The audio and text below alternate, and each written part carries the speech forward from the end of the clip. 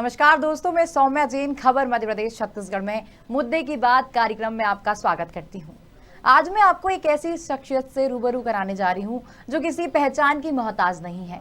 जैसे मुख्यमंत्री शिवराज सिंह चौहान को प्रदेश भर के बच्चे मामा शिवराज के नाम से जानते हैं और उनके मामा शिवराज भी अपने भांजे और भांजियों पर उतना ही प्यार भी लुटाते हैं।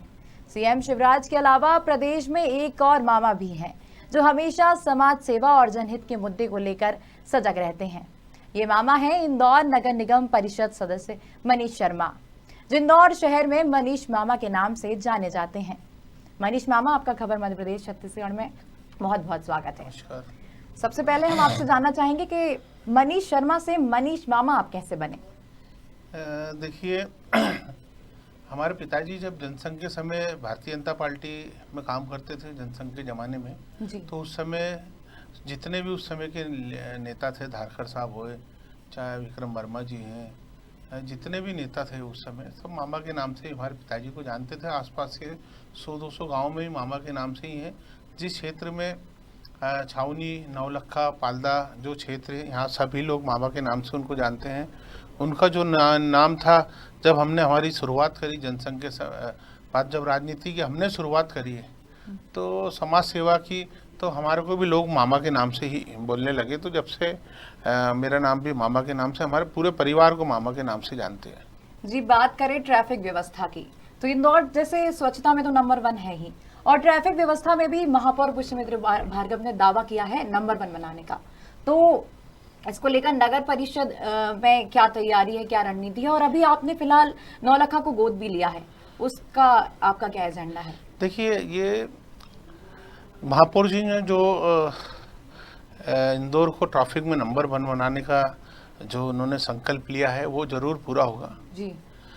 जिस प्रकार से आप देखेंगे कि जब शुरुआत में स्वच्छता में भी नंबर 1 की जब बात कही गई थी, तो लोग उस समय जिस प्रकार से जनता का हमें समर्थन मिला था, लोगों ने स्वेच्छा से अपने समझ के, लोगों ने जिस हिसाब से सफाई पे ध्यान दिया था और सारे शहर के लोग उसमें जुट गए थे, उसी प्रकार महापौर जी ने जो संकल्प लिया है, पुष्यमित्र भार्गव जी ने, वो उसमें भी लोग जुटेंगे।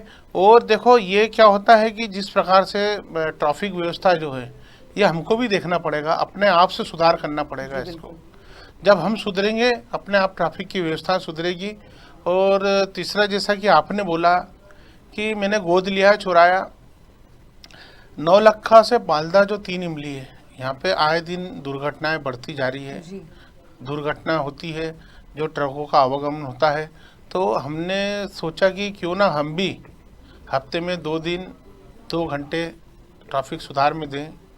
उसी प्रकार जब मैंने यह बात रखी, उसके बाद क्षेत्र के कई व्यापारीगण, क्षेत्र के रहवासीगण, कई लोगों ने अपना नाम लिखाया है, जो 1 से 2 घंटा रोज, जैसे हम तो हफ्ते में 2 दिन देखेंगे, उसके अलावा भी पूरे 8 दिन लोग अपना अपना समय उसमें देंगे। और ट्रैफिक की भी, ये मैंने आपको जैसा बोला है कि सोच बदलना पड़ेगा, लोगों को भी इसमें आगे आना पड़ेगा, अपने आप को सुधार करेंगे, अपने आप ट्रैफिक में सुधार होता जाएगा। बिल्कुल। बात करें ट्रैफिक पुलिस की, जो लगातार जागरूकता अभियान चला रही है, लेकिन उसके बावजूद भी सड़क दुर्घटनाएं दिन ब दिन बढ़ती जा रही हैं, इसको लेकर आप क्या कहना चाहेंगे? देखिए, जिस प्रकार से आपने देखा होगा, वाहन बड़े शहर में जी काफ़ी, लेकिन आज भी हमारे यहाँ की सड़कें छोटी छोटी हैं। जिस प्रकार से वाहनों का दबाव सड़कों पे बढ़ा है जी, उसकी व्यवस्था को लेके, और मुझे लगता है कि पुलिस बल भी बढ़ना चाहिए, पर्याप्त मात्रा में पूरे शहर में बढ़ेगा। हर जगह ट्रैफिक सिग्नल पे और हर चौराहे पे अगर पुलिस जवान खड़े रहेंगे, तो ये दुर्घटनाएं भी कम होगी। जी, हमने देखा है MIC सदस्य बनने के बाद आपने कई राशन माफियाओं के काले कारनामों को उजागर किया है। तो अभी तक आपने कितने राशन माफियाओं के काले कारनामों को उजागर किया और अभी कितने आपकी रडार पर हैं? जैसे मैंने पहले भी बोला था कि बड़े राशन माफियाओं पर अगर कार्रवाई बड़े तरीके से होगी जी, अगर राशन माफिया जो बड़े शहर में जो बड़े तरह उस पर काम कर रहे हैं, जैसे अभी छोटे छोटे रिक्शाओं में माल वो खरीदते हैं और उसको जो बड़े माफियाओं को बेचने आते हैं, ये उनके अगर मकान तोड़े जाएंगे, रासुका जैसी कार्रवाई होगी, तो ये मुझे लगता है कि ये सिलसिला कम होते जाएगा राशन माफियाओं का, तो इन पे कार्रवाई होना चाहिए। मैंने शुरू में भी आपसे यही बात मैं हमेशा अधिकारियों के समक्ष रखते आया हूँ। और हम तो देखो लगातार सक्रिय हैं, हमें सूचना मिलती है और हम वहाँ पहुँच जाते हैं। उसके बाद हम खाद्य विभाग की टीम को सूचना देते हैं और उसके बाद हम संबंधित थाने पे सूचना देते हैं, कार्रवाई कराते हैं। बस अगर इस पे लगाम कसने के लिए अगर रासुका और मकान तोड़ने जैसी कार्रवाई शुरू हो जाए बस। जी, बात करें कि हिंदुओं की धार्मिक भावनाओं को आहत किया जा रहा है इंदौर में दिन ब दिन, ऐसी घटनाएं सामने आ रही हैं कि मूर्ति को खंडित किया जा रहा है, तो इनके पीछे कौन लोग हैं? ये एक जांच का विषय है। जैसे हमने भेरू मंदिर पालदा में उद्योग नगर में भेरू अष्टमी के 2 दिन पहले मूर्ति को खंडित किया जी। उसके बाद फिर प्रकाश नगर में शिव मंदिर में वहाँ पर भी अश्लील हरकत की। अभी आपने देखा होगा 2 दिन पूर्व हनुमान जी का मंदिर है आरटीओ रोड पे। तो इस प्रकार की जो ये घटना हो रही है सोची समझी साजिश है। जैसे हमने वहाँ पकड़ा तो बोले मानसिक रोगी है, तो मुझे लगता है कि ये ट्रेनिंग देकर और इनको भेजते हैं और इसका एक जांच का विषय है कि इनको ट्रेनिंग देने वाला कौन है।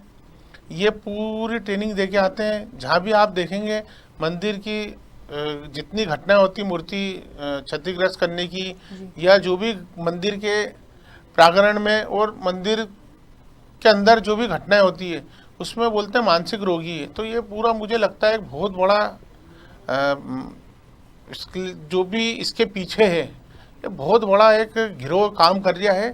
उसको तोड़ने की ज़रूरत है और इसकी जांच का विषय, इस पर जांच होनी चाहिए व्यवस्थित रूप से। बात करते हैं विकास कार्यों की, तो अभी बीजेपी की तरफ से 5 से 25 फरवरी तक विकास यात्रा निकाली गई थी, तो आपने आपके अपने वार्ड में आपने कितने विकास कार्यों की सौगात दी है और आगे आपके क्षेत्र में रोड मैप क्या है आपका? देखिए, मैं आपको 2-3-4 बड़े काम दिखा देता हूँ जी। उससे आपको अंदाज भी लग जाएगा कि किस प्रकार से माननीय मुख्यमंत्री शिवराज सिंह चौहान जी के नेतृत्व में पूरे प्रदेश में विकास हो रहा है और हमारे क्षेत्र के विधायक आकाश विजयवर्गीय जी कितना काम कर रहे हैं। पूरा अगर आप विधानसभा की बात करेंगे तो 2000 करोड़ रुपए के काम हमारे पूरी विधानसभा में हमारे आकाश विजयवर्गीय जी के नेतृत्व में होने जा रहा है। और हमारे वार्ड की बात करेंगे तो हमारे वार्ड में बहुत प्रमुख बड़े काम है। जैसे मुक्ति धाम का काम है हमारा, वो हो रहा है। उसके बाद वो 55-60 लाख रुपए का काम है। एक हमारा 2 करोड़ रुपए का काम सर्विस रोड, एक जो 3 इमली से आपके विशेष हॉस्पिटल तक जाती है, वो काफ़ी समस्या थी, वहाँ पे बहुत लोगों को दिक्कतें थी। और एक ब्रिज का काम हो रहा है हमारे यहाँ, वो भी लगभग 2 करोड़ का है। आपने देखा होगा नौलखा चौराहा किसा था और आज कितना सुंदर नौलखा चौराहा हो गया। ये भी लगभग 1.25 से 1.5 करोड़ रुपए का काम था। ऐसे करोड़ों रुपए के विकास कार्य हमारे वार्ड में। अभी एक पानी की टंकी का निर्माण भी शुरू होने वाला है, वो भी लगभग 8 करोड़ रुपए का है। तो पानी की समस्या भी और इस समस्या जितनी भी और विकास कार्य देखेंगे तो करोड़ों रुपए का विकास कार्य हमारे वार्ड में शुरू हो चुका है और होने वाला है। जी, हाल ही में हमने देखा था कि आपने एक वेब सीरीज भी बनाई है जिसमें आप सब्जी बेचते हुए नजर आ रहे हैं। उसमें उसके पीछे क्या संदेश है आपका? देखिए, जब ये योजना जो शहरी गरीबी उपशमन जो विभाग है, जिसमें केंद्र सरकार माननीय नरेंद्र मोदी जी, प्रदेश के हमारे माननीय मुख्यमंत्री शिवराज सिंह चौहान जी की जितनी योजना है, जो नगर निगम द्वारा लोगों को, इसका हितग्राहियों को लाभ मिलता है, जन कल्याणी जितनी योजना है, तो इसको हमने एक सोचा था कि कैसे हम इसको जनता तक भेजेंगे, पहुंचाएंगे। तो आपने देखा है जिस प्रकार से सोशल मीडिया, हर व्यक्ति के पास, महिला बच्चे सबके पास एंड्रॉइड फ़ोन है, तो सोशल मीडिया के माध्यम से हमने इसको प्रयास करा। तो हमने इसमें एक भिखारी का रोल भी करा है, सब्जी बेचने वाले का, जितनी योजनाओं को कैसे अपन लोगों तक पहुंचाएंगे और किस प्रकार से इसमें आपको कौन कौन से डॉक्यूमेंट्स लगेंगे और कैसे इसको आपको योजना में आप हितग्राही इससे जुड़ेंगे, इसको लेकर हमने ये सब छोटे छोटे एपिसोड बनाए थे। लगभग हमने 14 से 15 एपिसोड बनाए। उसमें जितनी योजनाएं थी मध्य प्रदेश और केंद्र सरकार की, उन योजनाओं को लेकर हमने जनता के बीच पहुंचे। जी, बात करें अभी हाल ही में एक कांग्रेस नेता की चंद्रशेखर पटेल का एक बयान सामने आया है मुख्यमंत्री शिवराज सिंह चौहान को, जो उन्होंने अभद्र शब्द कहे हैं। आपको क्या लगता है कि विधानसभा चुनाव के पहले कांग्रेस की ये बौखलाहट है क्या? देखिए, आपने देखा होगा कि आज ही कैलाश जी ने भी बोला है कि 2/3 बहुमत 140 पार करेंगे और निश्चित करेंगे। उनके पास कोई मुद्दा है ही नहीं। और राजनीति में एक भाषा का सुधार होना चाहिए। आप किस भाषा में और किस उसमें जनता सब देखती है, जनता समझती है कि किस प्रकार की भाषा राजनीतिक जीवन में, और राजनीति में हार जीत तो होती है और उनको मालूम है कि हारेंगे। इंदौर में भी हम 9 विधानसभा जीतेंगे। तो इस प्रकार से जो भोखलाहट और इनमें घबराहट है, ये इनकी हार का कारण बनेगा। ये जी, बात करें स्वच्छता के बाद, जो स्वच्छता में अभी तक 6 बार नंबर बना चुका है और 7वीं बार भी नंबर बनाने के लिए इंदौर तैयार है, तो इसको बरकरार रखने के लिए क्या चुनौतियां हैं, शहर वासियों की क्या चुनौतियां हैं? देखो, मैंने अभी आपको बोला ही था कि लोगों में जागृत है, लोगों में सफाई को लेके। आज कोई भी व्यक्ति, हम भी बाहर जाते हैं तो अगर बाहर भी हम कोई चीज़ सामान खरीदते तो हम कुछ भी खरीदते तो हम कागज होता है या पेपर होता है, हम उसको जेब में रख लेते हैं। तो ये जागृति इंदौर शहर में तो है। 7वीं बार 8वीं बार हम तो हमेशा ही नंबर बनाएंगे इंदौर शहर में। ये क्योंकि यहाँ के जो जनता का जो विश्वास है और लोग हमारे साथ हैं जी। और महापौर जी और अभी पूरी टीम नगर निगम की, जिस प्रकार से आपने देखा होगा, हमारी सफाई कर्मी जितने भी मित्र हैं, जितनी बहनें हैं, सब रात भर दिन भर काम करते हैं, लगे रहते हैं। सारे नगर निगम के अधिकारी, महापौर जी भी सुबह 5 बजे निकल जाते हैं।